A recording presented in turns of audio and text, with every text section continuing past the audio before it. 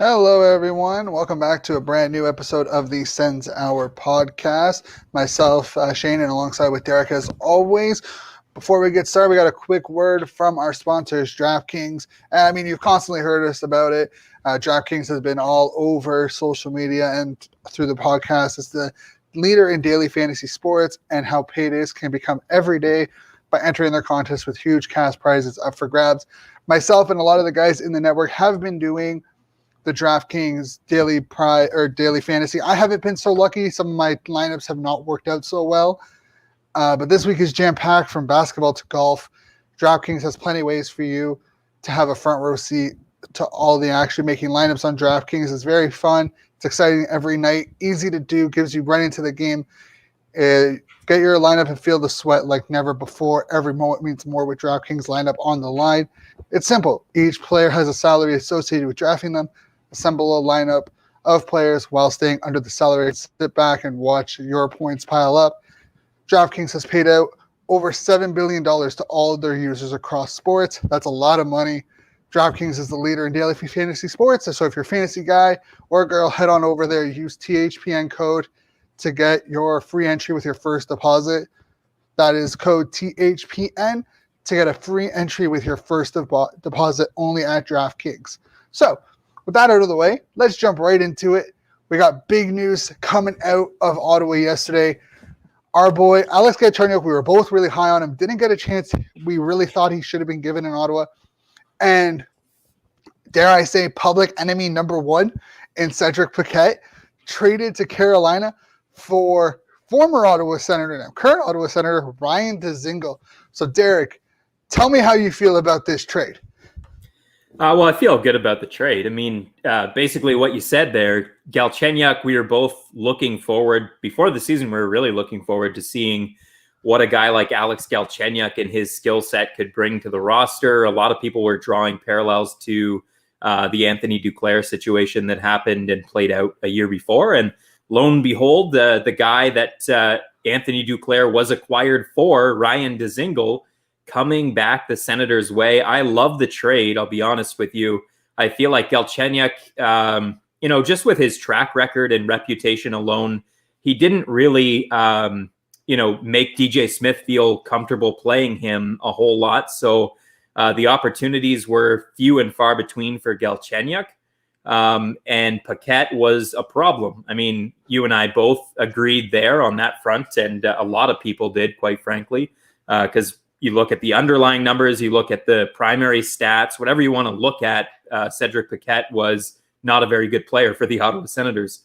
So essentially, the way I see it with this deal, you're getting a player back in Dzingel who could at the very least, fetch you a second-round pick back, and you're giving up a guy like Galchenyuk, who was just put on waivers today, and a guy like Cedric Paquette. So really, those two players were not going to fetch you a second-round pick or anywhere close at the deadline. And maybe, just maybe, Ryan Dzingel likes it this time around in Ottawa and decides to stick around. So you never really know. And this lineup needed speed. Ryan Dzingel can provide speed. That's my take on the trade. What do you think, Shane? Yeah, I know there was reports when Dzingel was first traded to Columbus that he didn't actually want to leave Ottawa, but his agent thought that he could get, $6.5 million on the open market, and obviously that was not the case.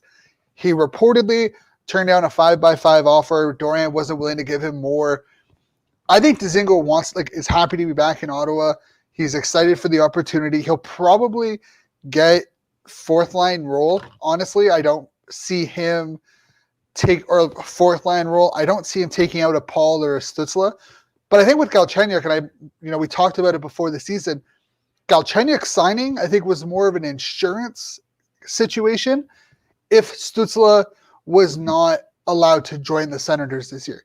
They wanted to make sure that they had an insurance plan in place in case they didn't have Stützle. And I mean, sometimes those work out, sometimes they don't. But I honestly think Dzingel finishes the year, and unless you have a deal like a second-round pick for Dzingel, he finishes in Ottawa, and he could easily be back next season. Yeah, he's a player they could use now and in the future. And again, when you're adding speed and skill to the lineup, it's you're never going to hear complaints from me. So I like the deal. I think I agree with what you said. He's probably going to be used right where Galchenyuk was used on that fourth line. But at the same time, this could be now the opportunity to move Stützle to center and see if you could work something out, maybe with the two players, finding some chemistry, maybe with Drake Batherson. You might have a good, quick line there. Or you could try Nick Paul at center. I mean, there's quite a few options DJ Smith will have, and I'm sure we'll see, quite a few different line combinations as we have, throughout this season. Yeah, and I think we also shouldn't ignore the fact that Dzingel, is listed as a center. He was drafted as a center in Ottawa. He was a center playing wing just to play in Ottawa. He was very much in that like Philip Schlappick kind of role where he's a natural center, but we'll move him over to wing. So there's also a situation where, hey, you maybe put him with Batherson and Stützle to kind of get them going, or you put him with Norris and see what happens with Norris and Dzingel. I think the only line combination that is not going to be touched is the Paul White Dadonov line, who's been probably our best line the last 4 or 5 games. Yeah, that's the one line that they have going right now. I did suggest that maybe they break that line up just to create a little bit more offense from everywhere else. But right now, it seems to me that wherever Nick Paul goes is wherever the offense goes, and he's kind of driving the bus for the Senators. And I think it's because of his play down low. He wins a lot of puck battles, and he has a lot of takeaways. He was at one point leading the league in takeaways. So it kind of reminds you of Mark Stone in ways, maybe without some of the offense. But Nick Paul is certainly a useful player, and probably a player that fixes into the long-term future of the Senators now, where, before the season, that probably wasn't the case. But back to Ryan Dzingel, what jersey number do you think he's going to wear now that Stützle is number 18? I'd say 17. Just stick with a 17. People, you're only going to be here probably for a short while. You don't know if you're going to be here till the end of the season, so maybe just pick 17 or 20 or something. I don't know. Don't pick something super elaborate because it's just a number at the end of the day. I saw people saying, do 81. People were saying that Dzingel was going to buy 18 off of Stützle, and I'm like, if he's buying 18 off of Stützle, he better be buying anyone who bought a Stützle jersey a new jersey. Yeah, Tim Stützle is not Logan Brown. Like his number is not going to get purchased by another player. That's not happening. 81, I could see it would be kind of cool. 17, who's the last player to wear number 17? Alex Galchenyuk, who, is traded for Dzingel. I think Legwand wore 17 before that. I might be missing a step in there as well. I think there was one more player between Legwand and Galchenyuk, but I think maybe Dumont or it was like a minor league player. Oh, Davidson, that's who it was. Oh, Jonathan Davidson wore it last year. And Davidson's still in the system, right? Yeah, he's finishing up in Sweden, overseas, I believe. He's one of the players that they allowed to stay overseas. Right. So number 17 is an option. Number 20 is an option.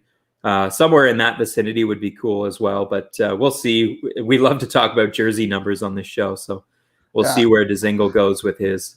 Yeah, and it's going to be interesting. But moving on from the Dzingel trade, because he's going to be sitting for the next 2 weeks.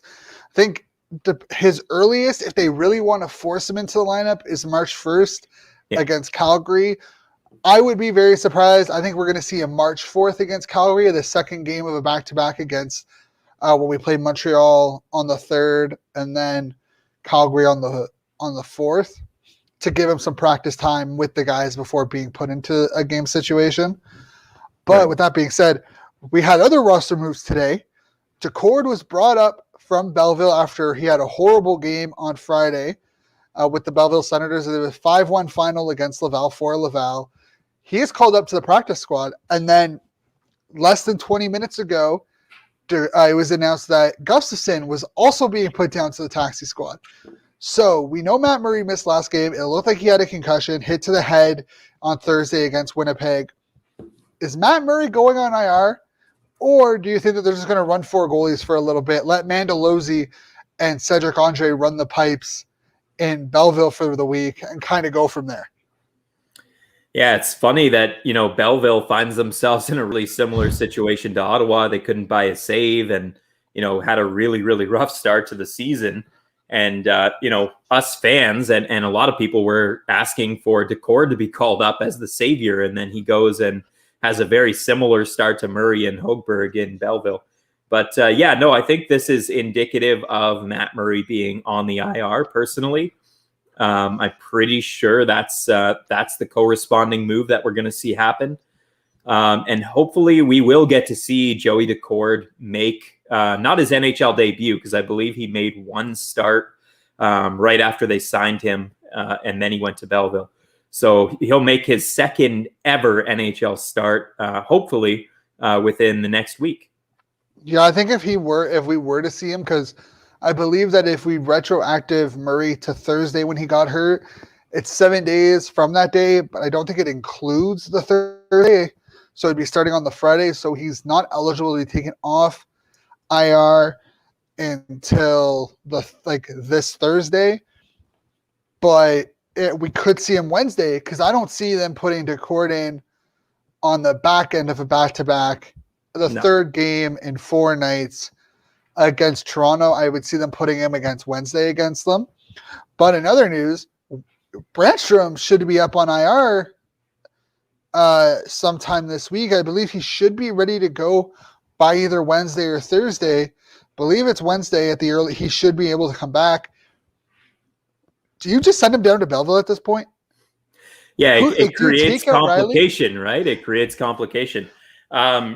Well, I mean, it's a good problem right now, and that's that's a positive. You've got Rielly playing well, Christian Wolanin just coming back from injury and playing pretty well overall. He's had a few little defensive lapses, but overall playing well. Mike Rielly looks like a different player right now. I mean, we are all calling for his head at the beginning of the season, and a lot of people, calling him the next Cody Ceci kind of thing, but he's quickly changed the narrative. And Rielly, to me, has been the Senators' best defenseman for a little while. So he's not coming out of the lineup if I was running things. Christian Wolanin, I honestly would choose Brandstrom over Wolanin at this point, and I would look for a trade for Christian Wolanin. Ooh, big move there. Yeah. I mean, pretty sure Rielly got the assist on the game-winning goal the other day versus Winnipeg. I think, again, Rielly and Zub have turned out to be our number one pair. They've been consistent since they've put together. If my top pairing, or even forwards, your top 5 are going to be Paul, White, Dadonov, Rielly, Zub right now. But, let's say Brandstrom's back. He's taken off IR on Wednesday. Belleville plays on Friday. Ottawa doesn't play until Sunday. If you send him down to Belleville, give you a couple of extra days to kind of figure out what's going on. He can play, because right now that's their last game for who knows how long. So you send him down to Belleville on the Friday, let him play Belleville Friday, and then go from there, in my opinion. I hear you on that one, but I'm going to respectfully disagree on that one. I think Brandstrom just needs to be getting reps, practices in with the big squad. I think he's proved he's only had a couple of games, but I think in those couple of games, he's proved that he's NHL ready. And you know what? Long picture, we're looking at the long picture. I don't know where Christian Wolanin fits, but I know that Eric Brandstrom is a big part of the future in Ottawa. So I wouldn't want to see mixed messages sent to someone who's part of your future versus someone who may be part of this year. Yeah, that's for sure. I 100% agree on that. It's definitely going to be interesting to see what they have to do when Brandstrom comes off IR. They have the roster spots now, so they can technically carry 8 defensemen instead of just 7 defensemen, so it's going to be interesting. But before we move on to the Winnipeg series, Paul Byron was put on waivers by Montreal. Mm-hmm. He's had a really good career since joining Montreal, I believe, off of waivers from Calgary. He's an Ottawa native. He carries a cap hit of 3.4 for this year and then for the next 2 seasons. Do you think we both know Ottawa's going to have to bring in some big money veterans or some big money players this offseason to get cap compliance. Do you think that Paul Byron is a guy that Ottawa should put a waiver claim on? He doesn't need to quarantine, so he could play, on Monday night or Wednesday night. We have that guy to fill in for Anisimov while we wait for Dzingel. What do you think about Byron? Yeah, I'm a big fan of Paul Byron. Again, I like the injection of speed and skill. So yeah, I mean, Paul Byron is still a play driving winger. He also plays on the right side, which is a huge plus, because if you look at the left side, it's now crowded, bringing in Dzingel. You have Stützle there, you have Tkachuk there. It's a pretty heavy left side. But on the right side, it's not so much the case. You have a bunch of interchangeable players. Connor Brown, who, hasn't really been producing, is a player that potentially could draw out of the lineup. Austin Watson, you could have in the lineup for some of the heavier teams to play a heavier game, but you could also have, Paul Byron play against some of the more skilled teams like the Leafs and bring some of that skill to the table. And I think, he would be a really good veteran player for the Ottawa Senators. He can do a lot of things. He could kill penalties. He could play on your power play. He's very fast and he's quite competent 5-on-5. I think he would help some of the players here. I would make that claim. Yeah, it's definitely going to be an interesting thing to see what happens. James Neal got cleared waivers, which isn't surprising. Galchenyuk is still in Ottawa and has been put on waivers by Carolina. If he gets claimed by a Canadian team, he will be able to go to that team without quarantining. I like Paul Byron. I want him in Ottawa. I think he's a great bottom six guy. I'd much rather Byron than going out and having to grab another big money veteran for a year. I know people are like, oh, he's going to take Cap's roster spots away. Roster spots aren't guaranteed. You can make him your extra player for all we care. It doesn't matter. But he also has killed Ottawa when he's played them with Montreal. So you take that away from Montreal, and you're fine. You get one less weapon from Montreal. But moving on to the Winnipeg series. Game 1, horrible. 5-1 final. Norris with the goal. It was an ugly one. Murray led in 3. Högberg led in 2 after Murray went down with the injury. Argument on that wraparound goal, which I believe was the 5th goal. Tierney was lazy on. Didn't do anything to help him. What was your takeaway after that game? You were looking at the Saturday game. For me personally, I was like, "Oh God, this is going to be a shit show. This is going to be a straight up, oh my God, this is not going to be a fun day." And lo and behold, it was. But what was your take on the Thursday game after what we saw? Yeah, I just thought, here we go again. I mean, we're right back to square one. It's a 5-1 game. Wind the clocks back. We're right back to where we were. We've got to go back to the drawing board again. We're not getting the stops that we should get. We're not playing defense. We're not scoring goals. And I was getting frustrated with guys like Chris Tierney that you mentioned. I mean, he's had a really slow start to the season. He just looks a couple steps behind. He's never been a fast player, but he looks maybe even slower, or at least the game has caught up with him. I'm frustrated by some of these veteran players at this point. In that game, I actually thought Derek Stepan probably played his best game as an Ottawa Senator, but I wasn't impressed with too many players. For a while now, guys like Josh Norris and Tim Stützle have been on a bit of a down in terms of their ability to play in the NHL. And I thought that situation was maybe coming to a head. It was nice to see Norris score a goal. But at the same time, the Senators, it was another rout for the Winnipeg Jets, and the Ottawa Senators outshot them 42-26 or something. It was Yeah, it was like 42 to 30, 31 or something like that. Right. Again, they let in shots, but a lot of perimeter shots, and you're looking at them like, it's the same story. It's the same thing. I was expecting the same thing next game as well, but thankfully we'll get into that later. Yeah, no. So that first game, I agree. I was disappointed with Tierney, Connor Brown, even Dadonov, Tkachuk. Honestly, I was watching that game. And there was a couple of times where I was looking at Tkachuk and I'm like, what are you doing, bud? Like, what are you doing here? Why are you in this situation? And I was just like, guys, something has to give. You either, you got to do something. Something's got to give for this team to turn it around. And, puck luck is a huge thing with it, capitalizing on their chances. Because these guys can score. It's just the confidence on it. And personally, I like the overall game. The defense looked good. Some bad breaks, some bad defensive breakdowns. But yeah, going into that Saturday matchup, I'm like, oh, it's an afternoon game. Who knows what kind of Högberg we were going to get. The lack of scoring has hurt us more than the goaltending recently. Mm-hmm. But, man, that game was fun to watch. We're going to jump into game 2, 2-1 victory. Tkachuk, 8.2 seconds left. What a game that was. Absolutely. I mean, what an unexpected game, too. I mean, nobody would have suggested before going in, especially knowing Högberg was in net, that you're going to win that game 2-1. And Högberg finally looked like the Högberg that we've seen many times last season. He was tracking the puck well. He wasn't overcommitting on his angles. He just looked confident right from the beginning of that game. He actually held them in the first period when there was, that Jets onslaught right away. And at the end of the game, there was one key save that he made on Adam Lowry, and it was right before Tkachuk scored the goal. And I thought that was the end. I thought, here we go. We're going to lose before overtime.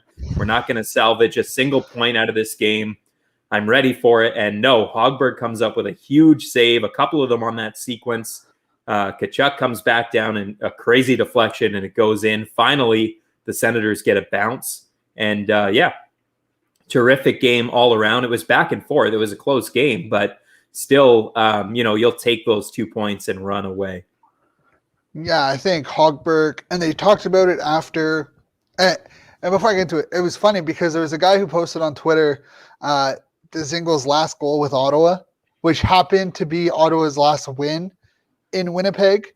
And I'm like, oh, that's coincidence. We trade for Dzingel and we win the game in Winnipeg against Winnipeg. I thought it was funny. It was also funny that Paquette was reinserted into the lineup and Dorian was like, nah, we're just going to trade you. Like, I don't care that DJ has you in the lineup. We're just going to trade you. But yeah, Högberg looked great. After the game, he was on TSN 1200 or in his pregame or his postgame conference, TSN 1200 tweeted out the quotes. He just simplified everything. He went back to the basics. He wasn't trying to do anything spectacular. He wasn't trying to overcommit. He wasn't trying to do more than he had to do, and it got us the win. Mm-hmm. Yeah, he was rock solid. And, just like Matt Murray when he came back in the Montreal series, after playing so poorly to start, he finally had that one game, and it seems like that's all he needed to just get things going. And then after that, he was able to rally from it and have another win and another, really, really solid performance. So that was nice to see. And hopefully this is the start of Högberg kind of returning to Högberg that we seen last year and returning to his form. And with Matt Murray's injury, he's going to get the ropes now, and he's going to get the net with very little pressure behind him. So he'll have an opportunity to keep it going, and hopefully he just builds from that game. Hopefully we can get some scoring to give him some run support. Because I would have been so upset if we lost this game 2-1 or 3-1 with an empty net because we just couldn't score. Like Högberg puts out that kind of game, and you can only get one goal for like the fourth straight game or something. Like I would have been so upset for Högberg to lose that game.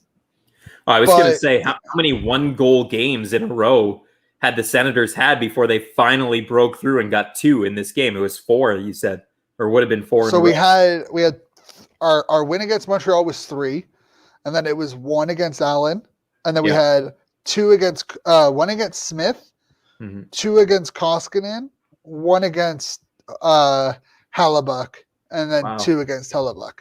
Yeah, brutal. This team cannot score goals for the life of them right now. Yeah, early in the season, scoring was no issue. We had the goals. We didn't have the goaltending. Yeah, and then now we have the goaltending, and now we don't have the goals. Yeah. But, if you had to pick a player of the game for the Thursday game and then the Saturday game, which I think we all know who our Saturday player of the game is going to go to. Thursday, who would you have given it to? Yeah, Thursday.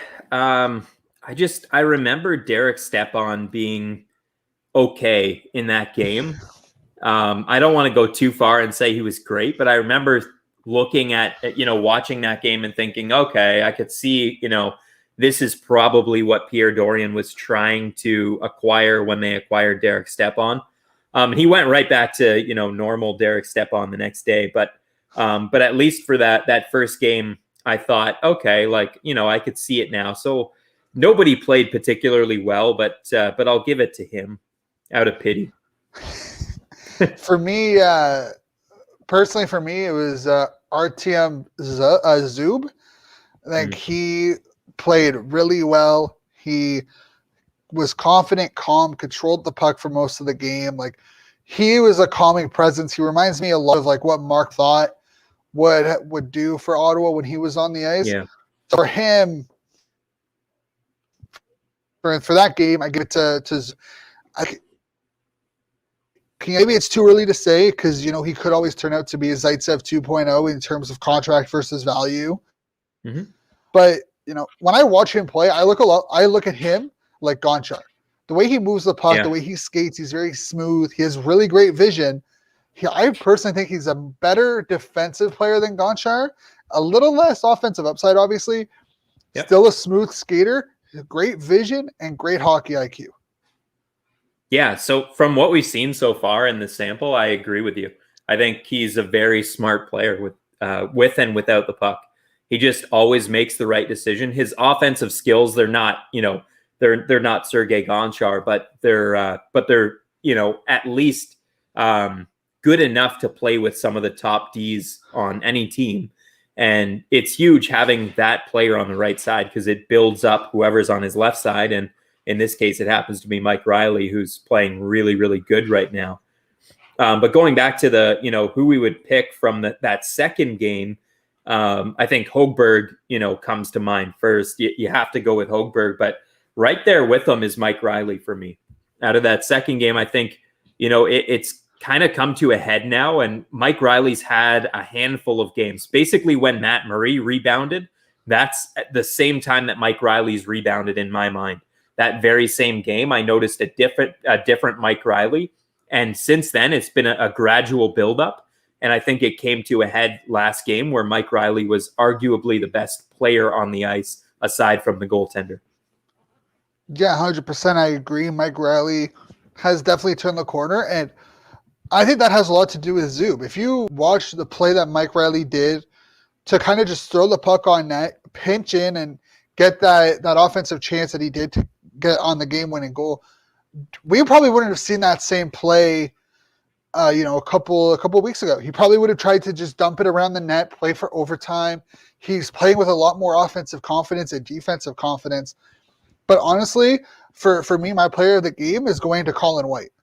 He just seemed to be all over the ice, battling in the corners, creating chances.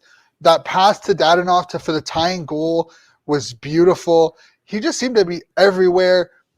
So you know what? Colin White people are saying, I wouldn't really attribute the benching to his success that he's had since being back reinserted into the lineup. I don't think you can definitively say that the benching hasn't helped. Obviously we're not in practice. We don't see what the coaches see. So clearly the benching was deserved.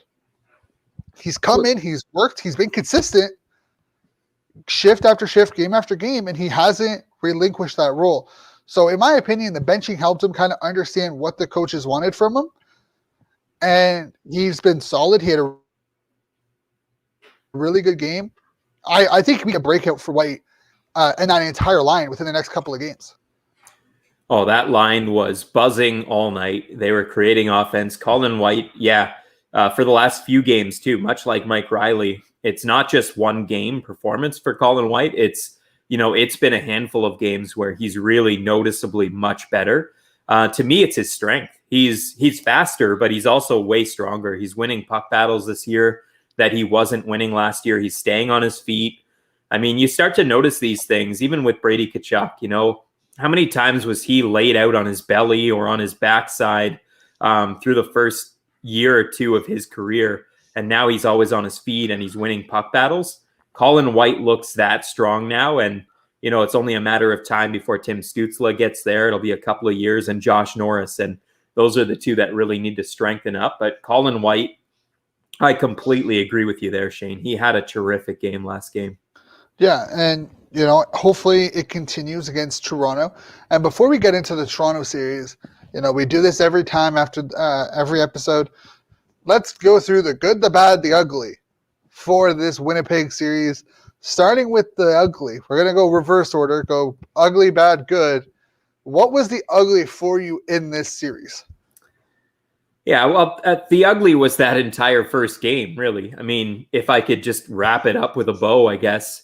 There's not any one thing that was particularly bad. I mean, they outshot the Jets in that game, you know, by quite a bit, and they outpossessed them, but every single bounce went against them, and they couldn't score goals. So for me, I've got to go, you know, just that entire first game, but their inability to score is really the ugly for me.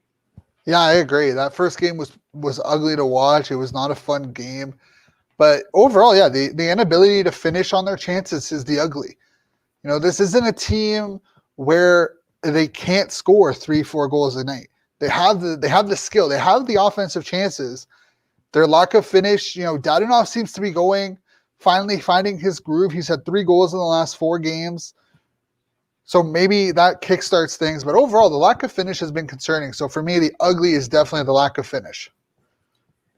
Yeah, and switching over to the bad, for the bad for this series, you know, besides the lack of finish, for this one, I've got to go to Chris Tierney, and I almost feel guilty doing it, but we talked about it earlier in the show, and, you know, the more I talk about it, the more I think about it. It's almost spoken into existence, but he's really had quietly a really poor start to the season. And he's a guy that the Senators would rely upon, you know, before this. So he's a guy that he's got to get it going. And it's not like Connor Brown, because at least Connor Brown's still getting chances. Chris Tierney just looks kind of invisible out there. Yeah, I agree. Tierney has not been the same level that we saw last year. And I mean, it's kind of hard to just fault the one player when there's been so many others who've kind of gone onto slow chances. Tkachuk got his first goal in 7 games. Shabbat has kind of had the hit and misses as well. For me, the bad, and you can lump this in with the lack of execution, the lack of finish, has been the power play. You know, the lack of puck movement, the lack of just general movement. I think it was the first game where they had a 5-on-3 against Winnipeg, and they had Batherson and Stützle on opposite sides, so there was no one-timer set up. Like, the lack of movement with this power play is my bad. You know, they could easily have more goals if they had a better power play. Yeah, you know what drove me nuts about that too is the drop pass thing that was there at the start of the season. It kind of came back, but it came back even worse, where the players receiving the puck, for whatever reason, they weren't moving forward with the play. They were just staying behind the goaltender, and then they would receive the puck and like gingerly skate it to the neutral zone and lose the puck or dump it in, and then it would be sent back the other way. And I was like, what the hell is this? Like, what's going on? Why are we back to this? But it seemed to come back for a little while. And Shane, what is your good from this series? Honestly, so 2-part good. The first part is the rebound that Högberg had in game 2. That, to me, is probably the biggest good, to see that kind of rebound for him after such an abysmal first couple of games, you know, the 2 goals in game 2 that he let up. But the second good for me is the defense. Overall, the defense has been better every game.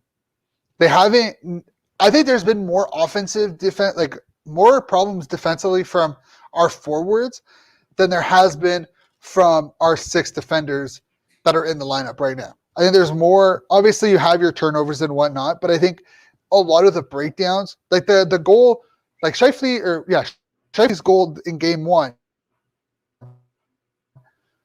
yes, because Högberg was playing the pass or was playing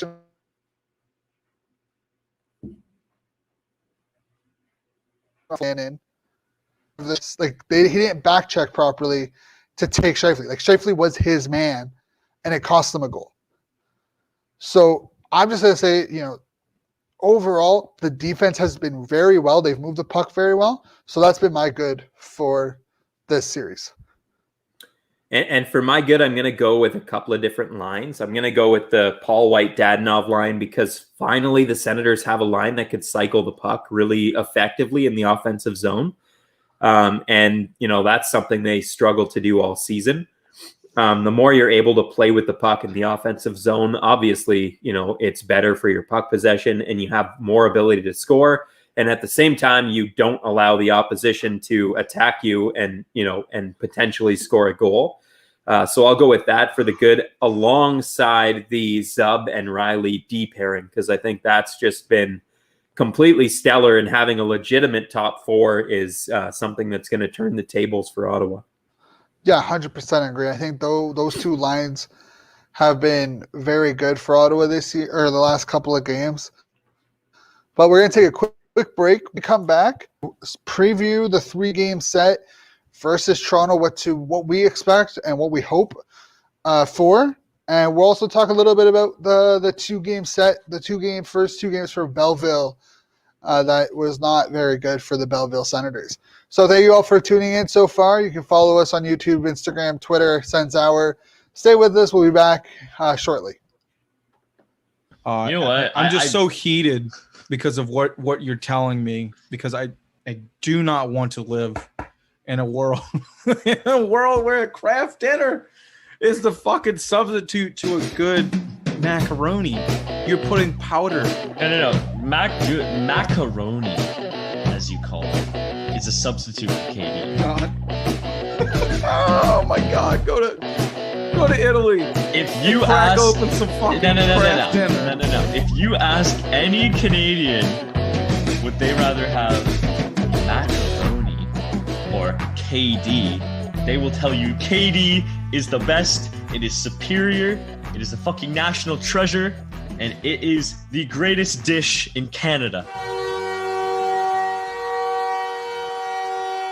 I'm Mason Dixon, a Habs fan stuck in Leafs country, with my co-host Corey, a southern beauty trapped deep in the bayous of Louisiana. With over 2,500 kilometers of separation, we've still managed to come together to give you Habs Nightly, your hub for Habs content. While I don't know what a kilometer is, I do know Habs hockey. Don't let the 10-year age gap or distance fool you. We bleed Blue Blanc et Rouge, and we're known to serve up hot takes along with our unique charm. Join us every Monday and Thursday for hockey talk, ref rage, and your daily dose of Southern ignorance. Only on the Hockey Podcast Network. KD is the superior macaroni and cheese. Get the fuck out of here. You put ketchup on your fucking macaroni, you nasty kid? Yes, I fucking do. This has been Habs Nightly. You guys have a great night.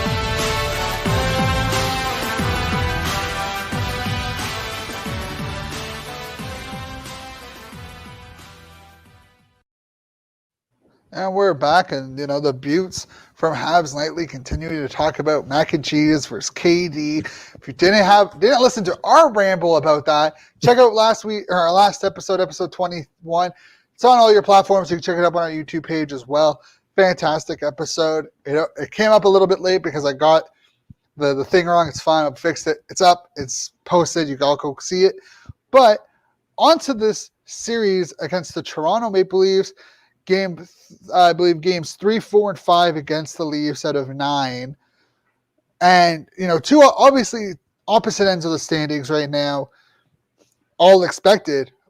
But, we won the first meeting against them, could have won the second meeting against them. There's talk that Sabrin's going to be in the lineup for one of the games against Ottawa. Jumbo Joe's coming back.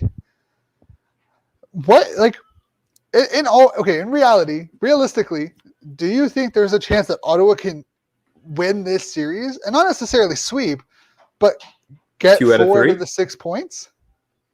Yeah, I do. I think, it's NHL hockey. You just never know what's going to happen. And when Ottawa plays Toronto, it's a little bit different. I mean, you look at it, like you said, one team's at, the very top of the league standings. One team's at the very bottom. So you're expecting a sweep here for the Leafs. And anything less than that for them is not good. It's, this is easy 6 points for the Toronto Maple Leafs. And that's the way they're going to look at it coming in. But I don't see it that way at all. I think, these games are always battles. Ottawa's always ready for these games. And I expect that's what we're going to see. I would not be surprised at all if Ottawa comes away with the series win here, just because, what is life? It happens sometimes. Yeah, I mean, 2 games in hand on Vancouver. We're 7 points behind them. A 4-point swing, 4 points against the Leafs, sitting at 23 points in the standings. That'll put us up at 12 points. Ridiculous. That's kind of crazy. We have Calgary and Montreal coming up next week. I know we've said it before, but, if we can win this series, get some momentum going, we could, especially with that Calgary game coming up, we could create some ground and move up the standings. Yeah, when you're playing, every game is against divisional opponents, so the swing is huge, right? Like, when you're winning, they're not winning, so every game is like a 4-point game. We used to call them 4-point games in the past. So if you win cleanly, if you win without surrendering that extra point in overtime, then, you're potentially playing 4-point swing games. That's a huge swing in the standings. So even though Ottawa is way out of it right now, don't even bother looking. It may not necessarily, be that way at the end of the next couple of series. Yeah, like we play Toronto 3 times this week, and then our next, 4 games are against Montreal and Calgary and Ottawa. If we can somehow we split the series against Montreal last week, could have argued that we could have swept that series against Montreal. So again, if we steal 2 games against Montreal, a game against Calgary, anything's possible. As long as this team can start executing along with the goaltending, Ottawa can make some noise in the next couple of weeks. And then you add into Dzingel into this, where, again, we play Calgary, Montreal, Calgary are the first 3 games of March.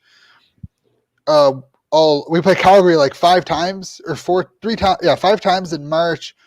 Play Toronto again, Montreal 3 times, Edmonton, Vancouver. Those are teams that we're chasing. We could easily leapfrog some of these teams depending on how the standings go. Well, that would be really nice. I mean, that's a great way to look at it. But, going to play the Leafs, the one thing you want to avoid is letting them have any power play time. So you want to stay the heck out of the box. And that would be my advice to the Senators, because the Leafs have a lethal power play. But when it comes to 5-on-5, it's, it could be pretty even. Yeah, I think 5-on-5, this team lines, obviously the Toronto top 6 is, they're top heavy. They've been top heavy the last 4 years. Their bottom 6 is where we can really make some noise. If we can get that, especially if that Dadonov white line continues to thrive, I would expect them to get the bulk of the Thornton, Marleau, Matthews line. Mm-hmm. But I would not be surprised to see if, this is where Tkachuk breaks out or Batherson or Stützle break out, getting those lower pairing lines, their shutdown lines. Yeah, that's where Ottawa could take advantage of them. I would like to see Tkachuk away from Tierney and Brown. I think they've tried it, for a little while now, and it's just not really working out for any of them. Maybe reuniting him with Norris and Batherson might be all right. If you could get a couple of lines going, then you're in business.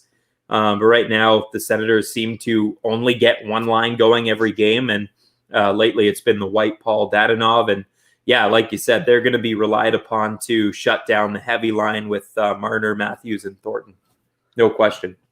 Yeah, and I think, personally, my ideal top line, I wouldn't move Batherson away from Stützle and Stepan unless you're replacing Stepan, because it looks like Batherson and Stützle have started to create chemistry. Yeah, that's true. So you can make an argument, okay, put Tierney on that line between those two, put Norris on that line. But I think overall, like, there's been at least chances created, and that top line, that Tierney, Brown, Tkachuk line got the game-winning goal. They worked hard in the corners, so I don't see many lineup changes until the Dzingel's in the lineup at the end of the month, unless they call up Connor or Logan Brown or Formenton in the next couple of days. Yeah, you're probably not wrong there. I mean, it is, what you said there with Batherson and Stützle. It is nice to create a couple of players that have some chemistry. And, if anyone needs to get going, it's Stützle and Batherson, really. I mean, both of them have been held, off the score sheet for the last little while. Tim Stützle, I don't know, how much longer do you take before you send him down to Belleville and, get his confidence back up? Because ever since really having that breakout against the Canadians, I believe, where he scored 3 points, he hasn't been the same player. He just, he's kind of chasing the game. Yeah, honestly, personally, the way I would do it, I would start Tkachuk, Stützle, and Batherson. Game. See how they go. See how they play. Like Stützle in the middle, then. Not necessarily the end of the.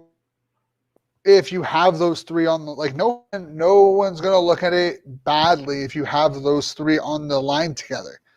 So screw it, why not? Especially against Toronto, where they're most likely going to match up your bottom pairing. Both Batherson and Tkachuk can battle down low. Stützle has speed. You have to take advantage of that, and I would not be surprised if DJ does something like that. The Lions, and we've said it before, I think overall we need to stop looking at the Lions as 1, 2, 3, 4, and more of this is what I'm going to put on paper, but it doesn't necessarily mean I'm going to stick to it all game. Yeah, exactly. And distribution of minutes could be different for so many players based on the roles that they play too, right? So, numbering lines is definitely something that fans do and probably not really something that coaches do. Yeah, not anymore anyways. Obviously you go back, even 5 years, numbering lines, you had your distinct 1, 2, 3, 4. Now you don't really see it anymore. No. Tampa doesn't really you have your top 6 and your bottom 6, but they're all productive. They can all produce. They can all shut down. They can literally do everything you need them to do, so you can throw them all out there in any situation and feel confident. And I think that's what DJ is trying to do. And if we had a couple more wins, maybe fans are a little bit less critical of it. Yeah. And I think too, with numbering lines, if you have distinctive top lines, if you have a line like Colorado has, or Toronto has, or Boston or Tampa Bay, that's the only time you really say, okay, this is our number one line, and then there's everybody else. Where, if you're a group of players like the Ottawa Senators, and that's the way this team is formed, really. It's not centered around one or two key pieces. It's going to be, if the Senators are going to beat you, even in the future, when we're looking at this team eventually, they're going to beat you because of the depth, not because they had, star player after star player on the top lines. Yeah, 100%. I think it's one of those, it's going to be a lot like St. Louis, where their best center was, Ryan O'Reilly. And I believe if you looked at the lineups during that cup run, he was the designated second line center from what I remember. Anytime they released the lines, it was, he was generally the second guy on that line, second guy there. So overall, you're going to win by committee. That's how you win a cup. One line does not single-handedly win you a cup. If that was the case, Ottawa would have won in 2007. Wasn't the case. Toronto would have more than 0. They would have a playoff win. They would have a playoff series win. But overall, if Högberg can outduel Jack Campbell and Frederik Andersen, Ottawa has a serious chance, because Frederik Andersen's inconsistent. Jack Campbell, don't know what he's going to be like after injury. If Högberg plays the way he did against Winnipeg and gives Ottawa a chance to win, and Ottawa can score and help out Högberg, this team could seriously surprised a lot of players in this series. There's definitely a lot of ifs there, but that's going to be the case. We're talking about the last place team in the league versus the first.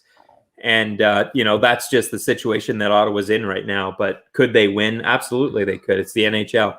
On any given night, especially if the Leafs take them lightly, on any given night, if a team takes you lightly, you could win. We've seen it when Ottawa played Montreal, like you said, for that 2-game set. Ottawa could have took both games, and at the time, Montreal was in first in the entire league.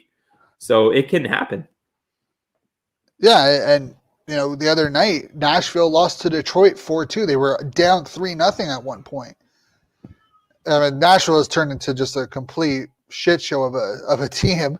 But overall, they lost to Detroit. Detroit looked relatively solid against some of the bigger teams. I really want to know, because have you seen anything about Ottawa releasing a reverse retro schedule yet? Because I know most teams have. I haven't seen anything for Ottawa personally. No, other than just announcing it the day of that they're using them. I haven't seen anything. So yeah, that's interesting. Something to keep an eye on. Last time they did it, was it on a Thursday, or did they skip the Thursday? They skipped the Thursday. I think they wore it. I want to say against Winnipeg. Yeah, I think it was a Saturday game. Yeah. Yeah, I think it was like one of their Saturday afternoon games. It was against Montreal. That's what it was. Oh yeah. It was the loss. We beat Montreal on the Thursday with their reverse retros, and then we beat them on the Saturday with their. Yeah, we lost to them in our reverse retros. They lost to us in their reverse retros.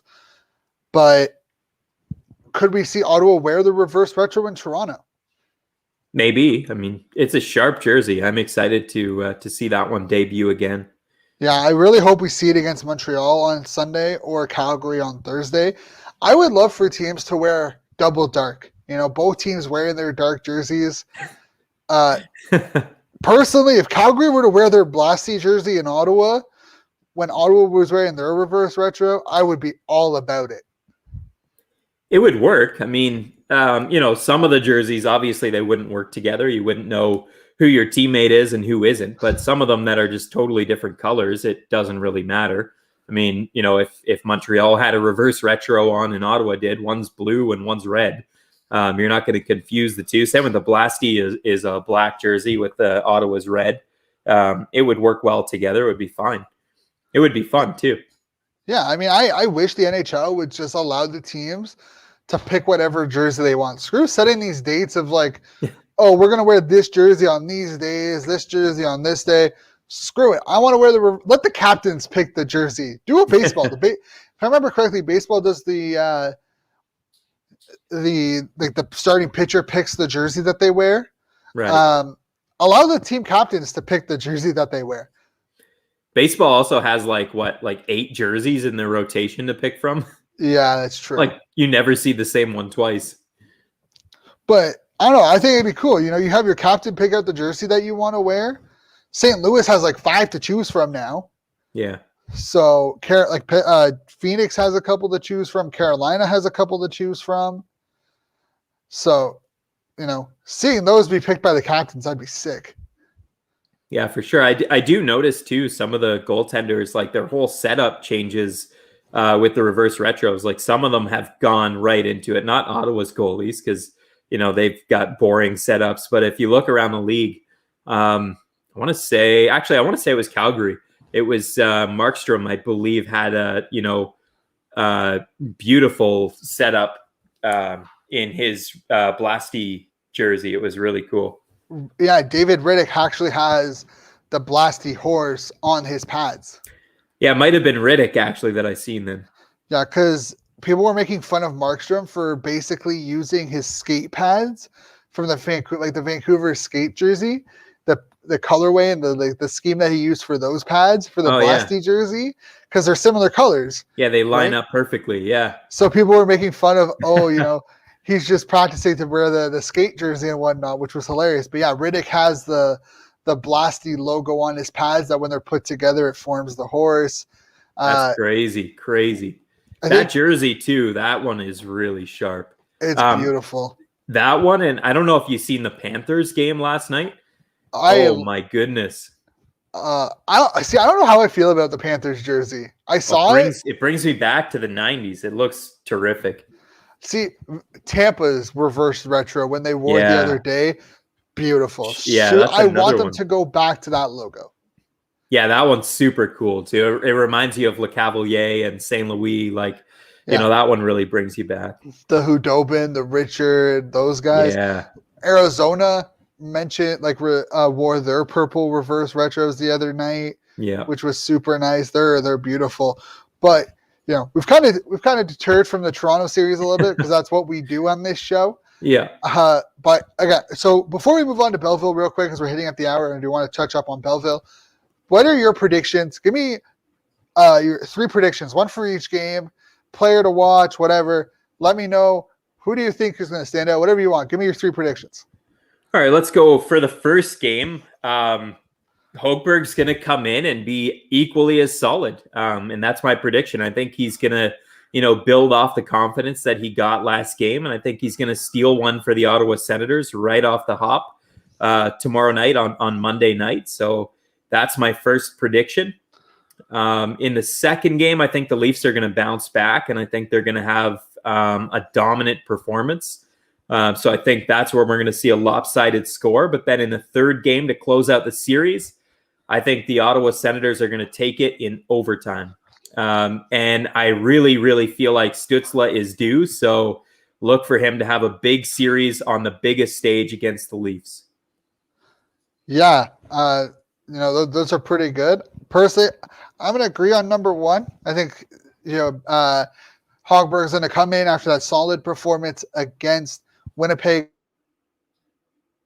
against Toronto.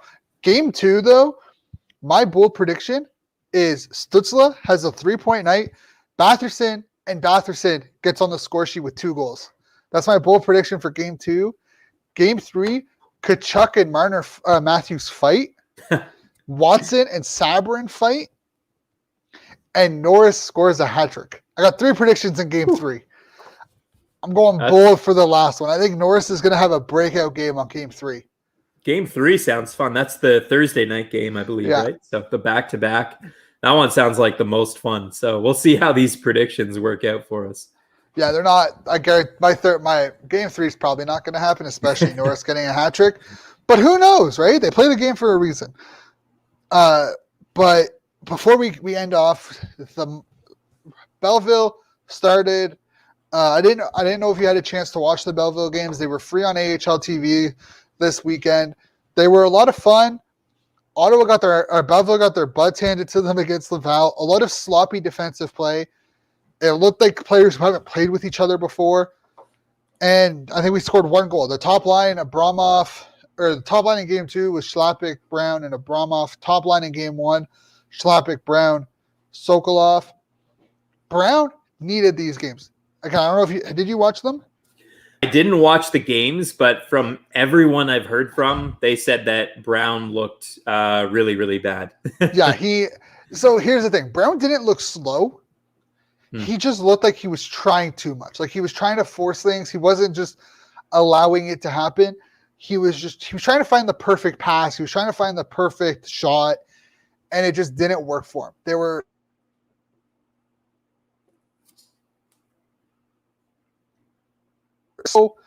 as Laval, and it cost them in both games. So, yeah, I think Brown going back to Belleville, best thing ever. Again, we don't see what happens behind the scenes, but whatever Dorian saw and whatever Smith saw, it was right because Brown looked bad in Game 1. Yeah, if he's not NHL ready, again, like if he's just not ready, that's on him. I mean, how many years has it been now that Brown should be an NHL player? It's, you're going back to the drawing board again, and you've heard Bruce Garriock kind of rumor around Logan Brown being on the trade block. And if he's genuinely not ready for NHL action at this point, I think you just got to, cut ties and move on. How many times have we talked about Logan Brown and his potential? And at some point, potential becomes nothing when you're talking about this guy when he's 22 and 23 and he still hasn't broken into the league. It's probably not going to happen for him. So I think the leash is really, really short when it comes to Logan Brown. I still want to see what he could do at the NHL level, but man, time is running out on Logan Brown. Yeah, and I think it's unfair to kind of just pick on Brown because Schlappick looked bad, Sokolov looked bad. A lot of the players, like even on the back end, a lot of the players looked bad. Decord looked good. I know he gave up 5 goals, but he looked sharp. A lot of those goals, deflections, 2-on-1, stuff like that. The 3 players that stood out most to me this series, Lassie Thompson, a lot of issues over in Finland. First period, he looked rough in game 1, but kind of calmed down for the rest of the game. Was up moving the puck. He was playing with confidence. In game 2, it continued. He was noticeable in a good way when he was on the ice. He had some bad defensive plays, but that's going to happen. Formenton, though, was all over the ice, causing problems. He took a couple of penalties in game 2, but he needs to use his north-south speed more than anything. And I think that's why we haven't seen him in the NHL yet, is because when it comes to his speed, he's very inconsistent in being able to use it. But when you said he was all over the ice, is that a positive thing? Like, was he very noticeable for you? Yeah. Or yeah, he was he was hitting players. He was hard in the boards. Like, he was very positive. He was probably, out of both games, he was the best player, but he did a lot of instead of north-south. There was one game, I think in game 2, in the period, he went north-south and just blew by a defender. It was great to see, but he tried too much in game, especially in game 2, too much east-west, not enough north-south, can't pick up speed like that, and it cost him. But he was all over the ice, hitting players, getting in their faces, creating turnovers, creating chances. But it's his speed is going to be his determining factor in the NHL. And personally, he just wasn't using it consistently enough to drive the offense and draw chances. Oh, fair enough. I think that's positive, though, from the first couple of games that he was that noticeable, because really in that lineup, that's probably the one player that you're looking at and saying, this is definitely a future Ottawa Senator. So if he was the most noticeable player, and Lassie Thompson too, that's a huge plus after having, a lot of negatives being reported from overseas. So a lot of people think he plays better in the North American style game. So maybe it's a little bit more suited to him. Time will tell, but I expect Belleville to be much, much better than they were over the last couple of games. Yeah, and the last one was our first-round pick, 28th overall, Ridley Greig. He's playing in Belleville until the Western Hockey League kind of sorts itself out. I'm not sure how long he's going to be in Belleville, but I would expect him back in the lineup on Tuesday when we play the Rockets again. But this guy, he's strong. He's tough in the corners. Like he's wearing number 9. He was replacing Norris in that 9 category in Belleville. He was strong. He was strong on the puck. He was fast. He had some chances. He had some chances in tight, just couldn't capitalize on them. I really enjoyed what I saw from Rielly Greig in the first couple of games. And I think Ottawa might have a steal for a 28th overall pick. And the next 2-3 years, we could be looking at it being like, how did he not go in the top 15? Wow, that's really positive. I mean, Ridley Greig's a player that when I first looked into, I thought, maybe he compares to someone like Brendan Gallagher, maybe on the really, really high end, someone like Marchand. If he could be a player like that, that would be absolutely huge for Ottawa. He's that gritty style player with a little bit of skill involved as well. I was disappointed that they didn't draft Peterka, and I'm still disappointed that they didn't draft Peterka, but having a player like that, if he can work out for Ottawa, that would be huge. Yeah, and I mean, again, small sample size, but as an 18-year-old jumping into the AHL without playing in almost a year, he has shown, he's shown flashes of why Ottawa drafted him. If I'm going to draw comparable to what I saw from Ridley Greig in the first couple of games, it's going to be, an Anze Kopitar, Bo Horvat, kind of dirty in the corners, in tight against the goaltender, and just wrecking havoc overall. Like, he wasn't chasing the play as much as you would think an 18-year-old would be. So I'll be like, honestly, in my opinion, I think if this was a regular year, he's in Brandon. He is tearing up the WHL this year. He's probably going to be on Team Canada. next season, like this coming World Juniors. So I think this is very much like a Pinto pick where at the time of the draft, it's kind of questionable, but we're really going to see what Ridley Greig is in the 21-22 season when the WHL is back in full swing, when he's, when COVID doesn't impact his World Junior camp. And I think Ottawa fans are going to love Ridley Greig in the next couple of years. It's the same with Parker. Parker Kelly had a goal against Laval, and he was all over the ice, in the corners, behind the net. He's a guy that, like him, Greig, and Formenton would be a very fun line because you have speed, grit, and finish on that line. Yeah, that would be really nice in the future for sure. And, mentioning Shane Pinto is also nice because he's currently tearing up the league. So, having him come in, and I think he'll be a Senator as early as next year.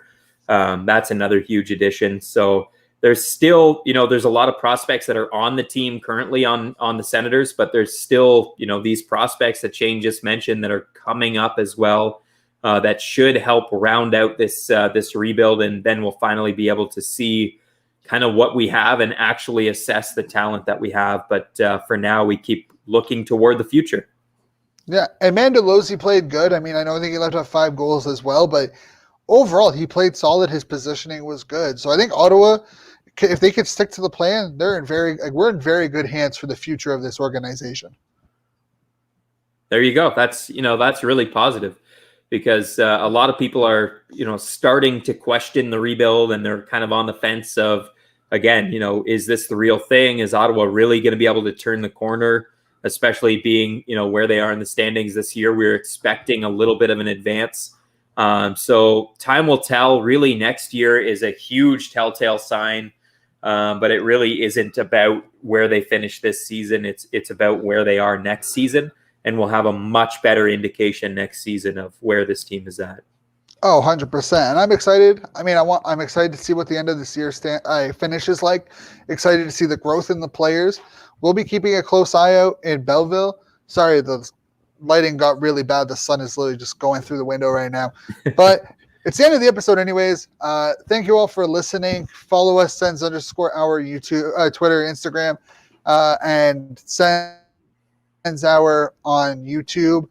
My standards are Ryan 97, Derek D. Leo 75. Remember to check out his articles and his work with Sens Talk and New Era Sens. And we will remember Customized Sports, Sens Hour, 10% off your order. Great quality kits. I have a Brandstrom kit coming in. I'll show you all when it comes in. It's great. We will have new episodes and new things coming towards you sometime this week. So stay tuned on our Twitter and Instagram for some up-to-date stuff on what we've been doing behind the scenes. Thank you all for tuning in. We will catch you back here later in the week with a brand new episode of the Sens Hour podcast. Stay safe, enjoy the games, and have a great one.